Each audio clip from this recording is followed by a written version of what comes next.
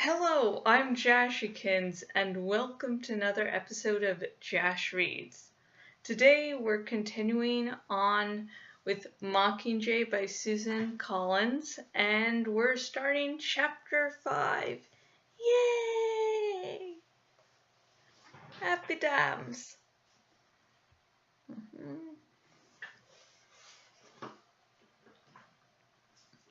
Another force to contend with. Another power player who has decided to use me as a piece in her games, although things never seem to go according to plan. First, there were the game makers, making me their star and then scrambling to recover from that handful of poisonous berries. Then President Snow, trying to use me to put out the flames of rebellion, only to have my every move become inflammatory. Next, the rebels ensnaring me in the metal claw that lifted me from the arena, designating me to be their Mockingjay, and then having to recover from the shock that I might not want the wings. And now Coin, with her fistful of precious nukes and her well-oiled machine of a district, finding it's even harder to groom a Mockingjay than to catch one. But she has been the quickest to determine that I have an agenda of my own and am therefore not to be trusted. She has been the first to publicly brand me as a threat. I run my fingers through the thick layer of bubbles in my tub. Cleaning me up is just a preliminary step to determining my new look. With my acid-damaged hair, sunburned skin, and ugly scars, the prep team has to make me pretty and then damage, burn, and scar me in a more attractive way.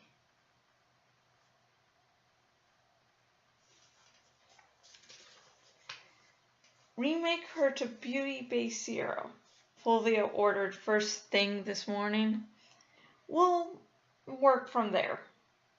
Beauty Base Zero turns out to be what a person would look like if they stepped out of bed looking flawless, but natural. It means my nails are perfectly shaped, but not polished. My hair soft and shiny, but not styled. My skin smooth and clear, but not painted. Wax the body hair and erase the dark circles, but don't make any noticeable enhancements. I suppose Cinna gave the same instructions the first day I arrived as a tribute in the capital. Only that was different, since I was a contestant. As a rebel, I thought I'd get to look more like myself. But it seems a televised rebel has her own standards to live up to.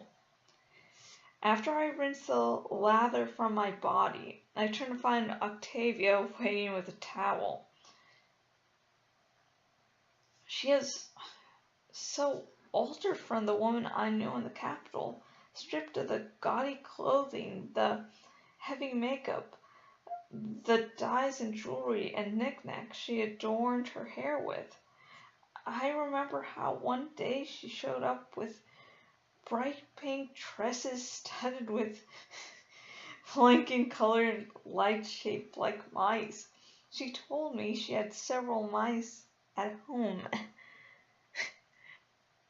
as pets.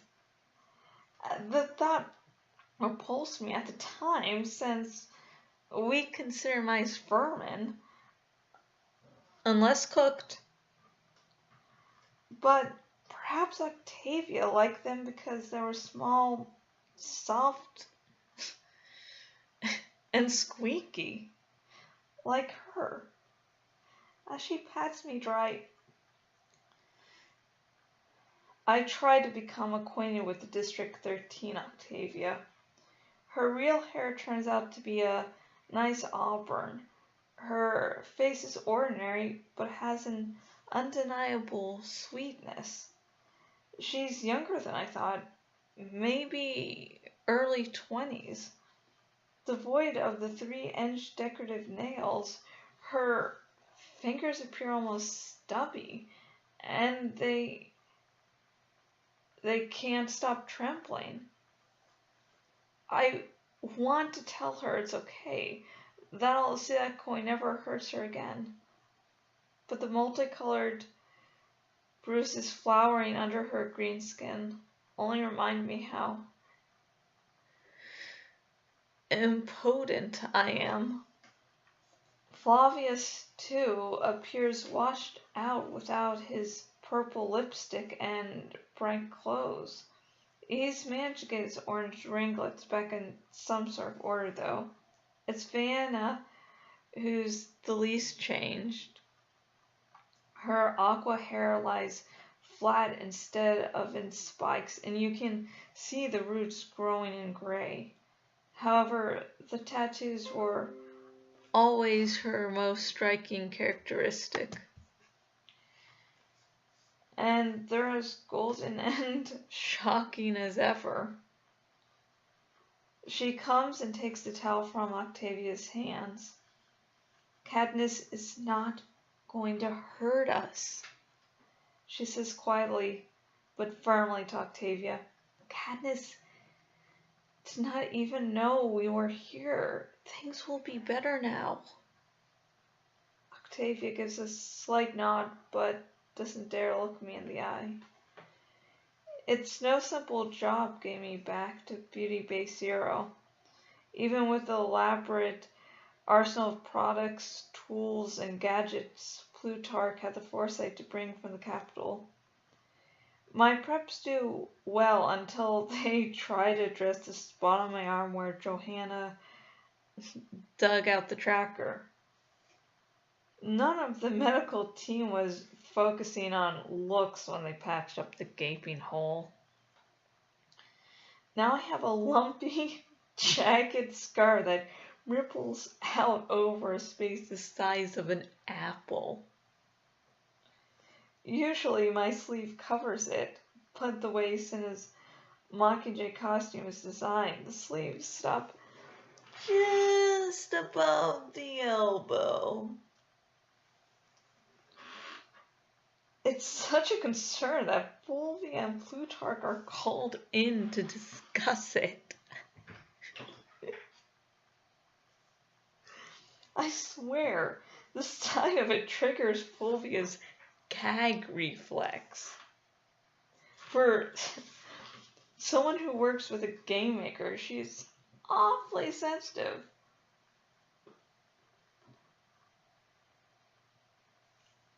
But I guess she's used to seeing unpleasant things only on a screen. Everyone knows I have a scar here, I say sullenly.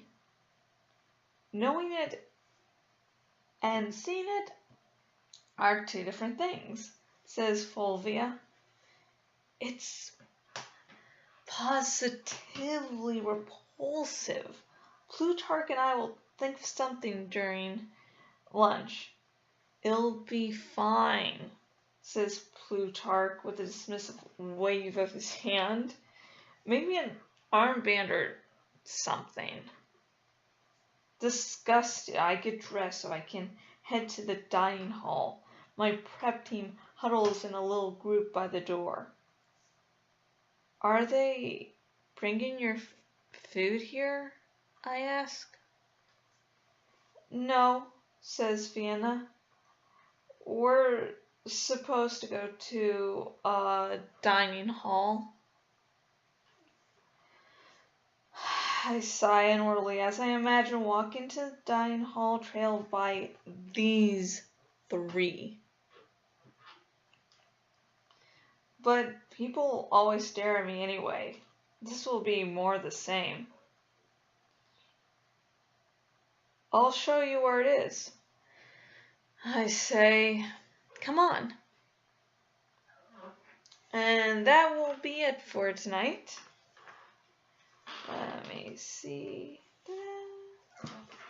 Yeah, I'm sort of sorry about how I'm like, for 1 week it's like, hey, you get new parts, and then for 3 weeks afterwards, like, dead silence, and then I'm like, I'm back, I'm not dead, I'm still doing this. But yeah, as always, I'm going to save my final comments of the chapter for when I'm actually finished. And you're free to discuss anything up to the current part I've read, down below in the comments. You can, of course, give all spoilers for the first Hunger Games book and the sequel, because, this is the third book. It's like, if you're going to really get into the third book in a trilogy, it's like you're going to need to, like, make references. So, yeah. Sorry, I just got back from, not just got back, but a few hours ago, I saw Captain America finally, so I'm like, I want to talk about that, but I have to do Mockingjay. Yay! Woo! I don't want to do it. But anyways, if you want to buy the book and support me at the same time, if you're watching this on the YouTube's, link is in the description, as always. If you're watching this on my bloggity blog, link is... God damn it. I just forgot how I set up my blog. Good one, Jash. There will be an ad at the bottom of the post, and you can, go ahead and click it, and you will get an awesome book, and plus you will help support me. Now, you might be going, Jash, why would I want to buy this book? I can just listen to your wonderful, elegant voice. Well, for one, my dramatic readings are just adaptations of the source material. Yes, I am reading from the page, but I decide when to make pauses, what inflections to make. So it's an adaptation. So if you want to read the actual book without, my interpretation, you can go ahead and say you're like, I just can't wait to see what happens next. And you're like, I'm going to just read the book, and you'll also keep watching me as, again, I'm awesome and you love me. Maybe. And also just, get it, because it is... I actually read the first Hunger Games book around the time the first movie came out, because I'm just going to see what all the fuss is about. And I figure I'd just read the book, and then when the second movie came out, just if I was still interested, read that. I read the first book so fucking quickly, and then luckily Christmas was coming around, so I wanted the final 2 books as, as Christmas presents, so I don't have to go out and buy them. And so I read these really quickly. So these are, it is a great series. And actually had decent movie adaptations, which is hard to do. And now we come to one of my favorite bits of these episodes. Hang on. This is when I take a shot of my sake. And as, again, I still do not have a replacement shot glass. I probably could have got 1 or 2 recently, but yeah. Like, no, they don't meet my standards. What standards? But anyways,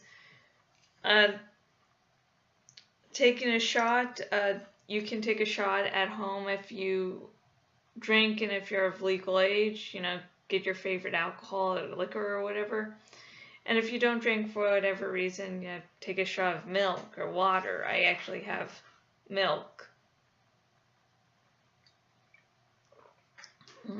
Nom, nom, nom. Milky, milky, milky. So yeah. And fuck, I can't remember if I filmed these, since I haven't double checked, I can't remember if these last ones I filmed had Silene. God, yeah. But now I have 3 parakeets, 2 of them are new, and 2 of them were from a friend. They were like, I can't keep them, so you're the first person I thought of. And Loki's still alive and he's taking care of them. And so here's to Silene. She was the best parakeet I'll probably ever have, and she can never be replaced, nor would I want her to be. Here.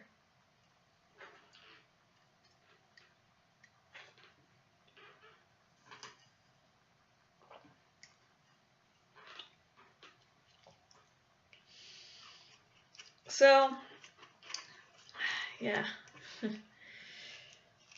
Yeah, that was on a happy note. So, if you do like this video and you want to keep on seeing more of my Mockingjay dramatic reading, and hey, if you want to see all the future dramatic readings I do, please subscribe to this channel. I was going to say log into this channel. No, that wouldn't end well. Until next video, goodbye.